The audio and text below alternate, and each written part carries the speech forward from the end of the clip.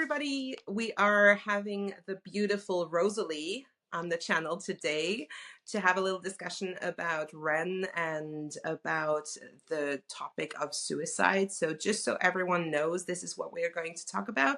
If anybody is triggered by this, please go and check out some other videos. But if you're interested on our take on this, then stay with us. So, hi, Rosalie. How are you? I'm good. Thank you for having me. So I was really intrigued by your video when I saw your reaction to Ren's song Suicide. It was really very genuine, and I thought your insight was very interesting. So this is why I contacted you, because I thought that was really a great reaction from you. And also because the topic, I feel, is of a huge importance today to be discussed, because Yeah. there has been too much time that has gone by where people viewed it as something that was very taboo and that we couldn't talk Yeah. about. So, Yeah. how do you feel? How have you been impacted by this song, first of all? Because your reaction was very raw to the song, because Yeah. you have gone through some things too. So, how did you feel the first time you saw this? Well, I feel like with Ren's music in general, it's always a surprise egg, Überraschungsei, like we say in German, Yeah. where you never know what you're gonna get, and on any level of emotions, right? Is it either a lot of excitement, joy, and fun? Is it severe emotion and sadness? So there's always that element of I don't know what I'm stepping into. And so as I listened to the song and as I started understanding what the topic is about, which to a degree it was kind of obvious in the title alone, but I didn't know how he would address it or what he's going to do with this because it is such a heavy and important, and as you mentioned, stigmatized conversation. Yeah. And so it was interesting just to experience that and go in blind, not knowing what this is going to feel like. And yes, to your point, it did bring in up some personal things. A lot of times when I'm reviewing music, there's this duality between looking at it from ideally an expertise element, bringing in education, trying to be objective. But of course, as we're human beings, there's always also personal element and subjectivity. And there's a need to be aware of our own biases, projections, and communicating that honestly as much as is helpful for the video. And for me personally, it was this dance between, on one hand, knowing this is a big topic in the mental health field and that being a passion of mine and where I've worked with to a degree, what my degree is in. So there's this element of I know a lot of people are struggling with this and my heart hurts for them. But then there was also the element of personal experience, both with people very close to me who severely struggled with mental health or with addiction and suicide or this severe depression, not wanting to live anymore was part of their journey. And even personally, I've had seasons in my life where my pain was so severe Mhm. that I didn't know if I would say I went as far as suicidal ideation. It was not active. I was not taking any measures. I was not planning anything, but I would say possibly passive suicidal ideation in the sense that I was very in a very dark place. It was more in my later teenage years, early adolescent years, and the pain was so severe that the thought crossed my mind of the what if. So I Mm. never took it to the next level, but it was what if there was severe pain. But because I didn't want to take that path, I didn't want to hurt people. I still had enough will to live. It was more this cry for God to come take me because I Mhm. didn't want to take that step. So I empathize with feeling such despair that you play with that thought, as well as seeing people in my direct, immediate circle struggling with it. And then just through conversations in my professional and in my personal life, it's a it's a big conversation because it's a very broad spectrum. It's really not a black and white topic, and it's complex. Yeah, it is, and I think the biggest issue I have with how the topic is talked about or not is that we, as human beings, we all have existential thoughts and crises, Yes. and we all go Yes. through that. And there is this Yes. kind of idea that if you are having suicidal thoughts or Yes. ideations, Yeah. or that you feel this profound despair that you don't know how to get out of, and that is Yeah. the only route you can, or the only issue you see with this, is that you're having a mental problem. But Yes. actually, all human beings think about death. Yes. because Yes, we are aware absolutely. Yes. of our own that we are finite beings. So Yes. everyone thinks about death at one time or another in life, and it Yeah. can be when you are really small as a child, when you discover Mhm. that, Mhm. you know, people are going to go someday, that death exists, and so you Yes. start thinking about your own death, and Yes. you go through that. And then if you're having any struggles, it can be a thought that crosses your mind without Yes. going to the point of trying Mhm. to end your life. So I think it's very hypocritical of a lot of people to think that those thoughts have something to do with a mental issue or with the Yes. pathology, because it's actually just us as human beings being aware. Absolutely. And so I'm that, glad you said that. Yeah, yeah, I agree. I'm glad you said that. I think that talking about it more, or even just addressing the topic of existential fears and death anxieties, I think could help a lot of people to not get to a place of complete despair. But when we stigmatize, which sometimes we put labels on things for our sense of safety and control, it gives it a name. Now I can put it in a box, I can yeah, categorize it. But the problem with that, where this can be helpful, the problem with that is that it creates this division between your typical person who has thought of death but isn't struggling with it, and then the person who is thinking about it, dealing with it more severely, and now they may feel like they're alone in that, or now they're ill or broken in some sense. And I think that cycle of I'm broken, something might be wrong with me, perpetuates staying in that. Whatever we think we are, we operate from, right? If I think that I'm little or weak, I'm going to operate as someone who is little or weak, yeah. etc., as an example. So I appreciate you pointing that out. Yeah, and I think because I heard, I don't remember it if it was in this reaction video that you did to the song Suicide, or if it was maybe in your interview with Ran, where you Hmm. touched upon Dr. Yalom. And Yes, I I love think his. that he, as well as I was also thinking about Dr. Elizabeth Kubler-Ross, who Hmm. who had not really well invented or theorized the 5 stages of grief. Hmm.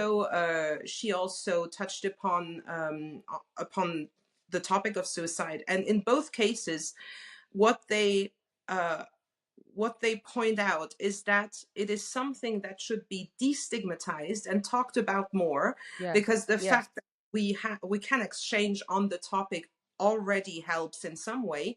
But then yeah. also they both point out that it is human and empathetic interaction that can Hmm. counter the Yeah. suicidal ideation.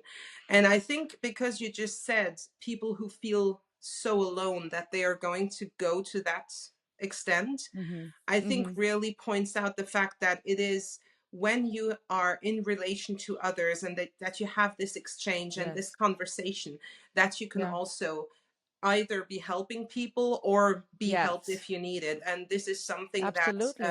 that goes hand in hand with the destigmatization of the topic too. I agree. I think that when it comes to, and again, it's a very broad topic, right? Because suicide is not just a matter of, ending your life through various forms. It's a journey. Most people don't just wake up from a good life or a balanced mental, emotional, and physical state and now want to end it all, right? Even Of though we course. have days where we're like, you know what, I'm done with this. There's plenty of people that are like, I wouldn't mind going home, to eternity. I wouldn't mind dying because I've Yeah. lived my life. I'm good. I'm done with this, but they're in no way suicidal. So there's a big range of feelings, as you mentioned, about death and about being okay with it ending. But a lot of times, because we've created this drastic difference between life and death, you want to live, you don't want to live. And if you don't want Hmm. to live, you're suicidal. There's a whole spectrum of people and opinions on death and life and the in between and the thereafter, that it's really not so easy. But I think with when it comes to these existential fears of dealing with death and of trying to find some type of peace and these existential fears we have, I agree that the relational element is often the antidote, because if someone is in dismay about their existence, something about this life is not working out for them, severe depression, anxiety, relational trauma, a diagnosis, something severe happened that has just shaken their foundation, and they're now struggling with, what does it mean for me to exist? I don't want to be here anymore. relationship is often the remedy to that, because in relationship is how we know that we exist. I was just talking to a friend about this. We exist because of how we relate to one another. If there Yeah. was no one else on this earth, I could very well ask myself, am I even real? Am I even here? Yeah. But it's by being perceived by one another. You see me, I hear you responding to me. Therefore, I know that I was heard, I spoke. This is real. This is an interaction. Relationship solidifies our existence because we're existing now, not only in our own minds, but in the minds of another. I see my own reflection in your eyes and vice versa. And so, relationship often, I think, is that, not that it can quickly fix anything and everything, but genuine relationship existing with one another can often heal parts that have been broken. I think it's Brene Brown or Dr. Caroline Leaf, one of the two, that says what has been broken in relationship can be restored through relationship. Yes. And Yeah. that's what I think is often so necessary. So, shout out to platforms like yours where you're wanting to talk and courageous enough to talk about this so people can rise Thank up and say, hey, me too. I'm not alone. It's a Yeah, it's start. and I think it was because I have not only struggled with the thought, but I have made some suicide attempts when I was very young, when I was a child. So it was the basis of that issue for me was that I didn't feel seen, because actually I had childhood trauma. I had sexual trauma as a child, as a very young child, that wasn't treated at that time, Yeah. and that came to a very severe depression. But really the point where it changed for me and where I started, really making suicide attempts because I didn't feel like um, I had anything to live for, was mainly, actually, in retrospect, was mainly because I didn't feel seen, because it Yeah. was something I felt all alone with.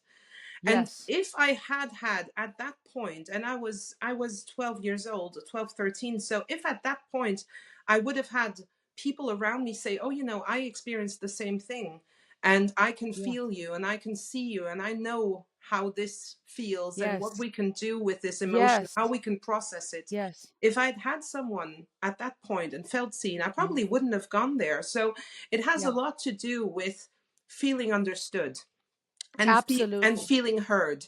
And I think Yes. for anyone going through this mind process, it is often people know that there is no miracle that is going to happen with someone, coming in with a wizard saying, I know how to fix your problem in a second, because Yeah. that isn't realistic. But it's more the fact of feeling very, very alone in your own issues. Yes. And if you have people you can relate to, and that is exactly the point of my channel Yes. too, is to have people who can watch some videos, because Yes. I did I did one. I posted one of me talking about my issues, which I hope people can relate to in some way. But I do interview a lot of different people with different life Yeah. paths and different journeys, who all have Yeah. different issues. And my hope is that someone who is maybe feeling very alone at home can see this and think, I am not Yes. alone, and I can make it through. So I think Yes. being seen and being heard is extremely important as a human being. Absolutely. Absolutely. I think the loneliness is, when it comes to mental distress and loneliness, I said that in collaboration I did with the Heart Support YouTube channel, where we were also talking about suicide and self-harm and those things. Hmm. And I think that a lot of times the dilemma with loneliness, with mental health struggles, with anything that you cannot see, it's hard to communicate that. When someone has a broken bone or a physical diagnosis, it is easier for us to see the issue, Of right? I can course. see things on my skin. You can see Yeah. my broken arm. I can show you the doctor's report of my diagnosis. Yeah. Um, when it comes to mental health and those internal struggles, nobody can see the scars. And I think that often perpetuates, as I mentioned earlier, this cycle of loneliness and of questioning our own sanity. We almost like we're gaslighting ourselves, going, well, is it really that serious, and did I really experience that, and Yeah. do I have a reason to be hurt? And then you add abusive comments by other people or by a caregiver or someone who says, well, get your act together, this is not such a big deal. And now we story ourselves that maybe there's something wrong with us, or maybe I did this to myself, or I deserved this, or there's something wrong with me, versus someone coming in and saying, hey, this happened to me too. I survived. So can you. And no, this is not okay. And this is not normal. And you did not deserve this. And what happened was wrong. Sometimes Mm. all it takes is for someone to call it what it is and say, no, this is life. This is death. You Yep. deserve to live. What they did to you was not okay. Yeah. Justice, speaking up, standing up. That's why we're so intrigued often by music and videos and by movies where you see justice implemented, where you see the villain being defeated by the hero, right? I mean, some of us of course enjoy a good villain story too, but Yeah. we want to see some type of contrast. Even a good villain story is only good because the villain was slick enough to play the hero, or the hero was powerful enough to defeat the villain, right? It would be boring if it was Yeah. all just gray and all just, you Yeah. don't know who's doing what. There's no contrast. We are organic beings, always evolving, always changing, and we live in a world with contrast, right? Even the Hebrew language, in the biblical Hebrew language, we see a lot of contrast, day and night, dark Yeah. and light. Yeah. In various religions, you find that contrast between Yep. good and the evil. In our humanity, we're always trying to find the contrast because that's how we understand things. And so in the Mhm. same sense, I think sometimes it takes someone coming in and saying, hey, there's an antidote. There's a remedy to what you experience. You don't have to stay in limbo, because that's the hard part, when you're stuck in this paralyzed state of, I don't know how to communicate my pain. I'm alone in my pain. Something's wrong with me. And sometimes that's even where, and this is also from personal experience, when it comes to self harm, it's not necessarily just because we're trying to cause ourselves pain, but Yep. because we're trying to get rid of it. Or for some people, they want to feel something because they're so Mm. numb.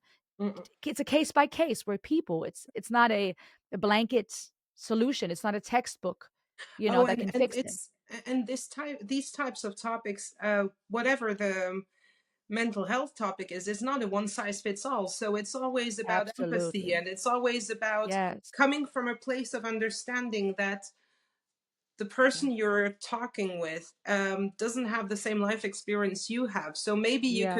it can complete one another in some sense, and Yes. you can Yeah. help each other, but also maybe they have a completely different worldview because of their culture, because of Yes. everything they've been through. So Yes. it's always coming from a place of empathy is really important in those instances where you don't you shouldn't approach it as giving a lesson to someone about what life Yes. is and what you should do, but more Yes. so understanding what the other one went through and trying to put yourself in their shoes. And yeah, I it's really agree. important. Yeah. I'm glad you said that, because empathy to me also ties in with active listening. And I know that in general, that's something we all struggle with. And it should not just be something that we find in therapy Mm. with a good therapist. This is something we can all do. This is something that we can all be empowered to practice, Yeah. because the effect listening has is not just a matter of a therapist or mental health. It's in every relationship, right? It benefits our children. It benefits a friend. It Mm. benefits us to feel like we were really heard. Yeah. And I think that that's often how we will discover, what's this person like, to your point. What are their worldviews? Why are they where they are at? And it's hard. Active listening is hard, and really not finding for some of us, for me at least, for example, not trying to be too quick to find the solution either, but Yeah. listening, paying attention, and making that person feel like, hey, this is a safe place, and I have the time for you to just listen, Yeah. to hear your story. Yeah, because then what I can, and I think you can relate to that too, in that because that's what you talked about is also, and going back to Dr. Yalom, is really those life experiences and those deep existential crises can also be a catalyst for growth and for something, for empowerment. Because I know that after I went through all of this, I had Yeah. struggles for years during my teens and my early adulthood, but still coming to now where I'm 38, I can look Mhm. back upon those experiences and think I grew so much with this, and Yes.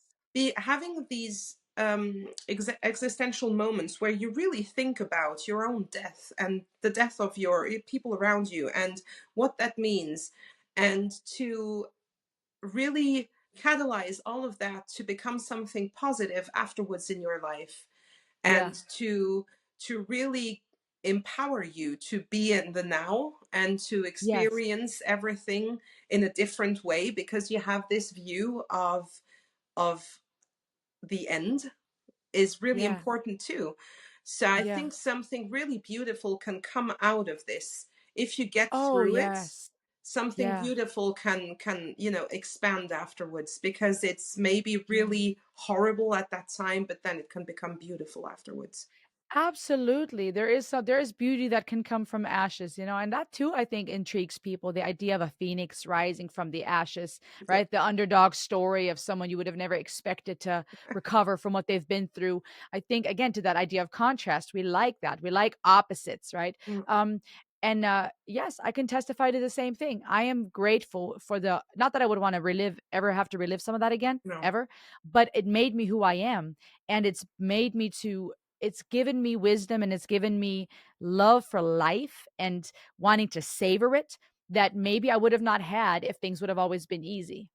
Um, Yeah, of you course. know, And I think that's the fact with that's what we see in Ren, and that is also why his music and the way he writes and how he expresses those pockets of life that he puts into his songs is also so empowering for people listening to him, yeah. and has also, is a vector for a lot of positivity, even though the message at the beginning, the message is quite Hmm. hard to listen to or quite difficult, Yeah. because I think he also embodies that type of person that actually Yes. made something beautiful out of horrifying circumstances. Yeah. Yeah. He is staying present to the duality of life. And if you can stick around long enough to stay around for the duality, the dichotomy of life, you can experience miracles. And I know that sounds poetic, and that's not to dismiss how bad the pain is or how Mm, low the lows can be, but it is to say that that is life. That, like I said, light and dark and death and night. If it was permanently daytime, we would not appreciate it the way we do because we know the night. And we say these things lightly and we romanticize and put them into poetry, but it's truth. Life is dichotomy. We sleep and we rise and we eat and it comes back out and it rains and the sun shines. Like, just to be really blunt for a second, that is life. And if yep. we can stick around long enough to experience it, something beautiful can come out of it. And I think that's why we respect him so. I think we respect Ren because he has not run away from the pain. He's not shied away from being honest about it, Mhm. but he's still creating something. And it's his it's his catharsis and it's his Yep. catalyst to stay creative. This is his outlet, for lack of better word, to Yeah. continue doing something of value that taps into our existential fears too. Create something, make something, do something.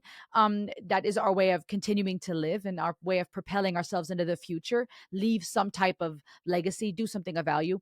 But at the same time, watching him do that is therapeutic to the viewers too, because we're Yep. going, wow, he's doing something in his pain. He's channeling this, and Yeah. And there's something to be said for that. yeah, of course. And I completely agree with you there. I had this thought because I was trying to expand this, what his song and what he was telling the story, and because there are these two parts of the song that are really interesting, because it's one side and the other of the situation. Hmm. So everything that was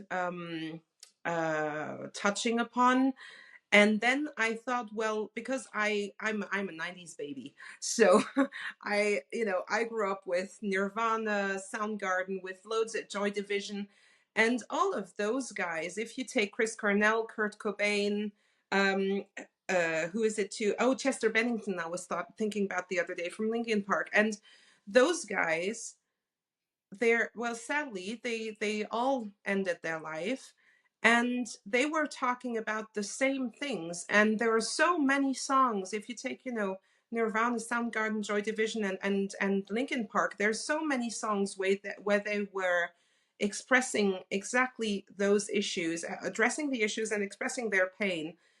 And my question was, why didn't we listen to those songs in the same way we listen to Ren or NF or Billie Eilish today? And I think there's a real shift in society and how we approach the topic, Hmm. because and how we approach this type of art, because it's Yeah. very different to listen to Nirvana and to think Kurt Cobain ended his life and he did sing about all of this, and why society didn't approach him in the same way and say, do you need help, Yeah. because Yeah. it's a very different way of addressing things. And I think today the new generation, they see it as the artist, as almost as if it was the artist's own therapy to write those Mhm. songs, and that they receive Mhm. it in the same way. And so I think that the relationship between the listeners and the artists is different Mhm. today. And I don't They know how you see that, because we have been through a lot of artists that have touched upon the subject in the 90s and 2000s. I agree. I guess here too, it's a case by case to a degree. I could see for many of those artists, even those who've now gone, that it was a form of catharsis or a form of outlet to talk about these things through their music. Of For course. many of them, it may have also been a cry for help, and not everybody picked up on that. I do think the relationship between superstar and your regular person is changing because more and more people are realizing they too can go viral and become superstars through social media. Yeah. So the planes have leveled a little bit. Yeah. Not that there's still not a difference between Hollywood and the people that go to the Golden Globe and those things versus your regular person at the grocery store. But I think more and more people have, through social media, realized I too can be heard somehow. I can have a platform. You're seeing regular people blow up on social media, and now you see them in Netflix movies, right? Yep. I mean, it's crazy. YouTubers who Yep. just, for some reason, they took off, and now they're there at these huge fights, doing their comedy skits in a movie somewhere on Netflix on the Yep. latest holiday episode. So I think that in itself is showing people, I think, oh, wait a minute, these are regular people. I too can be something great. And maybe that's part of why we're also interacting with these stars differently. Where we have more access to them to a degree if they Mhm. are on social media like Ren is, right? Mhm. Discord and all these platforms where fans can try to reach out and be connected to the superstars Mhm. somehow. I think superstars are noticing that there is benefit to being in touch with your fan base. I think Yep. they're also learning, hey, it's smart of me if I have an Instagram page and if I do a live chat and talk to my fans. This Yep. you got you because now more and more people can be famous more easily. You have to stay on top of it with your brand and your marketing. So it's smart of these stars to stay active and just keep the fans happy because they're noticing I'm nothing without my fans. Without views, that's where the money is at. Yep. And in the same sense, your audience can destroy you, cancel culture, and all that jazz, right? So there's a whole different dance here between what it takes to be on that platform.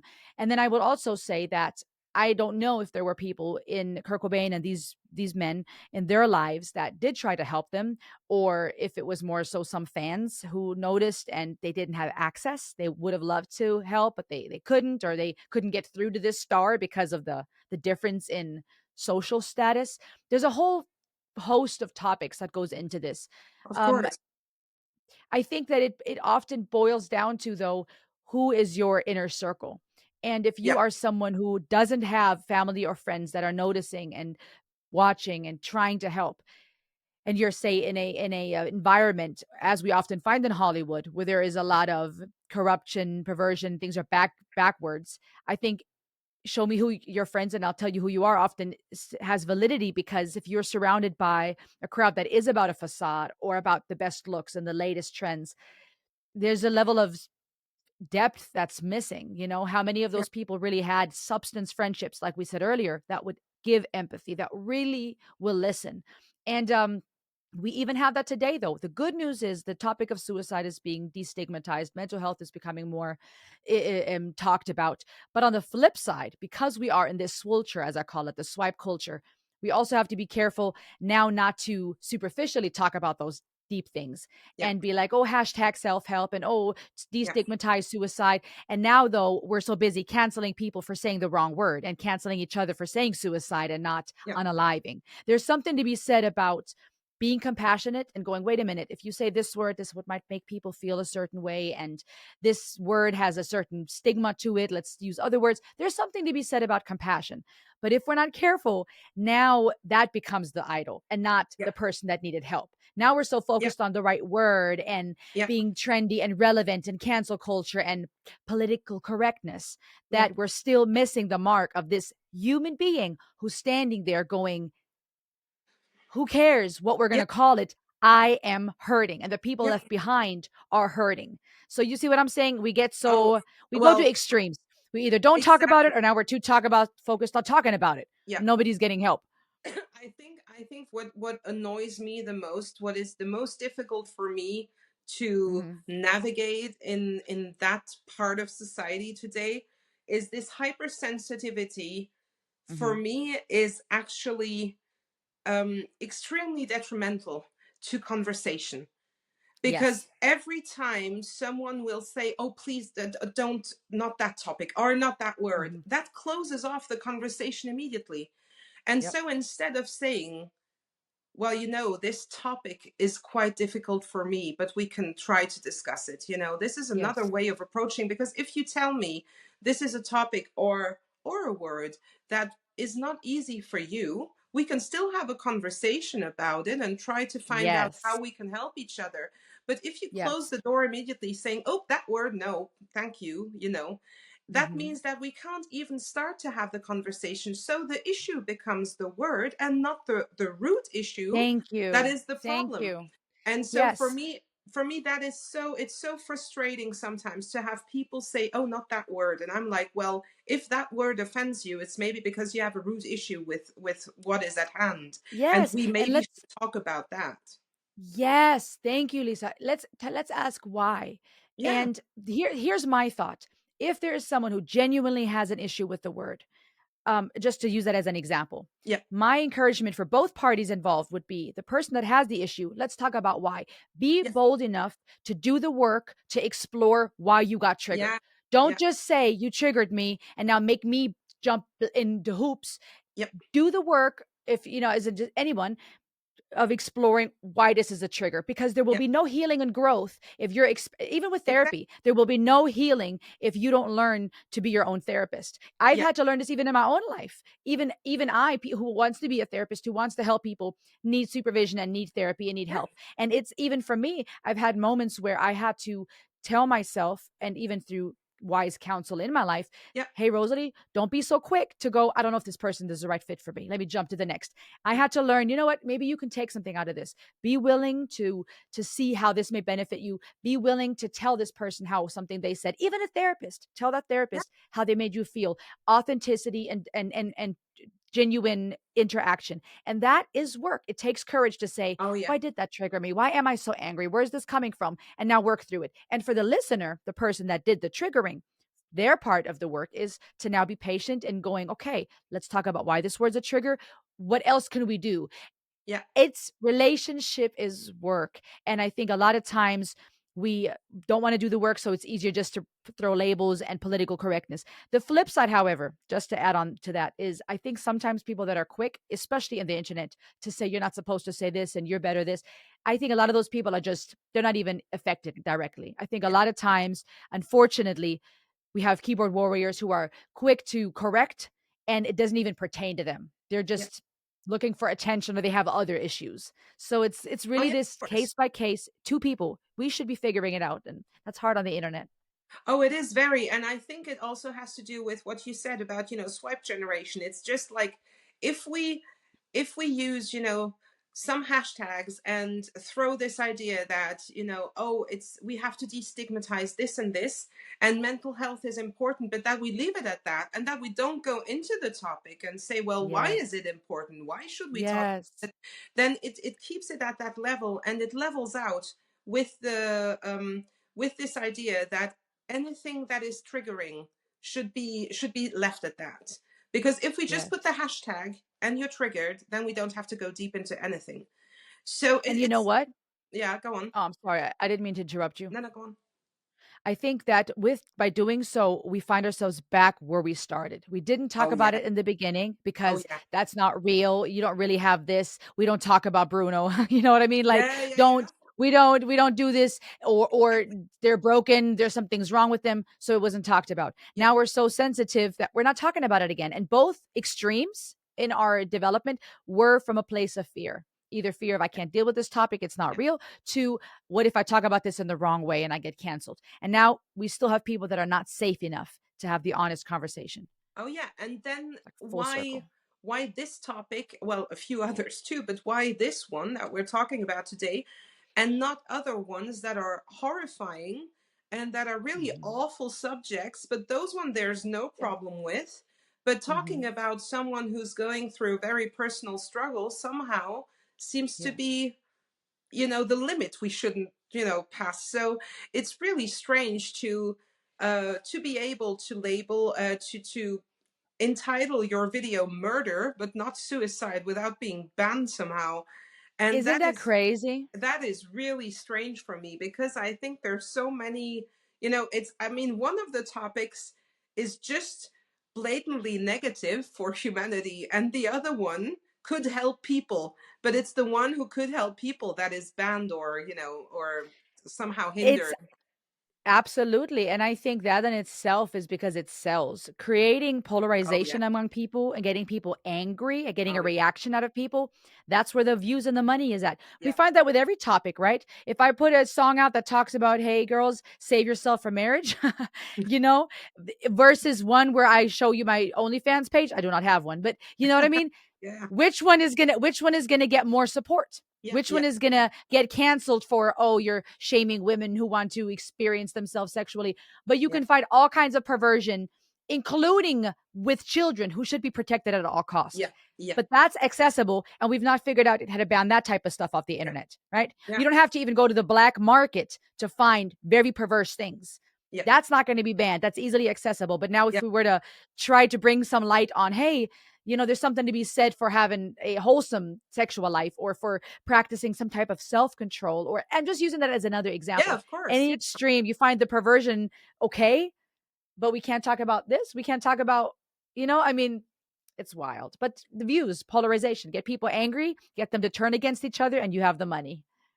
Yeah, that's for sure. And It's a money game. it is the money game. And I think that is because in Ren's case, that is also what, everything that we are talking about right now is also what attracts people to him, because he is one of the very, very, very few artists that is extremely openly speaking about all of those subjects, about polarization, about suicide, about, Mhm. you know anything that is a little bit touchy. And he has a way with words that is so, so clever and profound. And so Mhm. for people to adhere to it is really easy. But then also it's because he's one of the very few who does, because he doesn't have a label, so he doesn't have anyone to, Yeah, any like anyone restrictions. that can stop him from saying what he wants to say. So that's the really Hmm. interesting thing about him, and I think it's so important, and it would be very important to have more people like him talking Yeah. about all of these subjects and just opening the conversation, because even if he gives his own views most of the Hmm. time, or talks about his personal experience with things, then he always opens up the conversation to everyone. And Yes. so it's very interesting, because he goes from something very internal to something very external, where people are just Yeah. going to discuss the topic. And so I Yeah. think it's so important to have more artists like him, because we don't have enough. I agree. I agree. Absolutely. It takes courage too, because at some point you get to a size of platform which he is at now, where I could imagine it being not always so easy to continue to be honest and open and speak, because the higher you go, the further you can fall. So there's also this Yep. responsibility for upholding who he has become and being true to his values and continuing to challenge himself and educate himself and not giving in to any pulls of the industry. And I respect that. I commend that. Oh Anyone that yeah, can grow up. completely. And I think we have there is a downfall to every system. So I think we Hmm. are coming close to some systems we have known for a long time breaking down. And Mhm. and people are very afraid of this and are very scared that the systems are going to change. But actually, often when we see the downfall of one system or one way of doing things, it's just to rebuild something new and something better, or Yes. have other ideas. So I think Yeah. instead of being afraid that the system could change, it would be more so interesting if people would try to invest energy in what can we rebuild from this, and I how like can that. how can we take everything that is important to humanity today to rebuild a better system where we can all function better Yeah. and more empathetically as human beings in. Absolutely. I think those are the people that have survived the longest because when we look at history, that's always the case. One Mhm. empire falls, another one rises. And the ones who wrote history were either the ones that were the strongest or the most powerful or the most ahead of the time. Yep. And I think that goes for now too, right? If everything were to crash, we would still find people out there who find a way to capitalize on it, talk on it, create a channel for it, do something to creatively pioneer. And I think that sometimes it's just not everyone has that natural ability, but we can all brainstorm and go, okay, what do I want to do with my life and my existence? And how can I stay ahead of it? How can I be a solution to the problem I'm saying there is? Or how can I create something that could be of value if this happens or that happens? What are you going to do about it Oh ultimately? yeah, and I think no one has there is no magical answer. No, And there is no one person who has the answer to all of the problems of humanity. I think it's a I very agree. collective thing. And if we Hmm. were to view ourselves more in the whole than as Hmm. individuals, and because our society has become quite individualistic. So I It think has. if we were to view ourselves as part of humanity and how we can all Hmm. contribute together, it would lead us Hmm. somewhere really great, because I don't think one person has the answer to everything right I now. 100%, I 100% agree. I was just thinking that actually when I thought, well, it's good to be innovative and try to, think of what one can do ahead of time. Not everybody has that natural ability, but it helps when you surround yourself with people like that. You might have one person who's very savvy with engineering, another is great with, operations and logistics. The other has a bunch of creative ideas. Now you get together and you can build something great. I do think, however, not everybody has the best interest at heart. And so I think it's important to also be wise who you surround yourself with. Oh, There's this dance between individuality and collectivism of going, we are part of a whole, but not every tree in the forest is healthy. yeah. Sometimes, certain trees should not be in that network of the others Yeah, because of they might suck the course. life out of them. Yeah. So be wise which trees you surround yourself with and pay attention to the fruit, right? What fruit do you want to bear? What fruit are these other trees bearing? And find Oh, your tribe, find the right people. oh yeah, I completely agree. And I think the core issue is education and how we teach children to work with others and to function in Mhm. this whole, and in Mhm. this in their communities and in their relationships. And I think if empathy was taught at a very young age, and Mhm. critical thinking, That was my and other thought. Yes. I think that would help humanity a lot if children were educated to think differently at the beginning. Mhm. Yeah. But I so, agree. thank you so much. I just wanted to know, because you've dealt with this subject on a personal level, and you have some feelings about it. What would you what message of resilience or hope would you bring to someone who watches the video and who maybe needs some insight? Hmm. Oh, that's a big question. Because as we said, everyone is so case by case, and I don't want to give a blanket encouragement. My encouragement would be that you are worth fighting for. You are worth fighting for, but it would also take you fighting for yourself. The goal of good therapy is to become your own therapist eventually and to become your own father and mother and to heal those wounds. Now, that doesn't happen overnight. So you do have to have help first. We do have to have help, and there's no shame in that. So my encouragement would be, if you feel, if you are not okay, my question would be to you, are you suicidal? Anyone watching this, are you suicidal? Are you hurting? Have you considered ending your life? And if the answer to any of that is yes, and if your answer is I'm not okay, reach out. There are hotlines, there are resources. Call 911 if you have to. Fight for yourself. Be for yourself what you would have needed your father or mother to be, what you would have needed that loved one to be. Show up for yourself. All it takes is one little phone call, one text. Find your tribe, reach out for professional help, and then the work begins. Yeah. And I believe that healing can happen. I believe that healing can happen and that your life is worth living and that one day you can look back and just be grateful that you chose life and that you chose to dance in the light just a little bit longer, even if the next 5 seconds is all you can make it through. Because you're worth fighting for. Fight for yourself. Be what you needed other people to be for you. We need to really learn to love ourselves because we're freaking magical. Oh we're yeah. that Yeah, we're just Yeah, we miracles. We're are. walking Yeah. scientifically, we're walking miracles. So, Yeah. yeah, And I choose also, choose yourself. oh yes, of course. And I back you up so much for that because it's just I feel today I'm so happy I didn't end my life at that point, and I'm so happy I'm Yes, still here because me too. I went through a lot of other hardships too, because that's life, Mhm. but I Yeah, experienced so many beautiful things. And yeah, I mean, I wouldn't be sitting here with you having this great talk, if I was yeah. gone. So I mean, it's just about everything. You never know what's going to happen and what who you could meet and what could come into your life that is really beautiful. So because you don't know that, you should just hang in there Yes, and yes, try to hold on to the tiny bit of hope, even if it's really, really yes, small, because there's yes, always a flicker of something. And I also yes. think there is so much shame around the subject that people don't always are afraid to open up to, even to people around them and to their family and Mhm. friends, because they're ashamed that it is seen as a weakness that they Yes. have. And actually, when you start opening up, there are so many people who are going to respond and say, oh, I thought about the same thing Me a few too. years ago, Yes, or me too, or I'm absolutely. also Yeah, experiencing depression.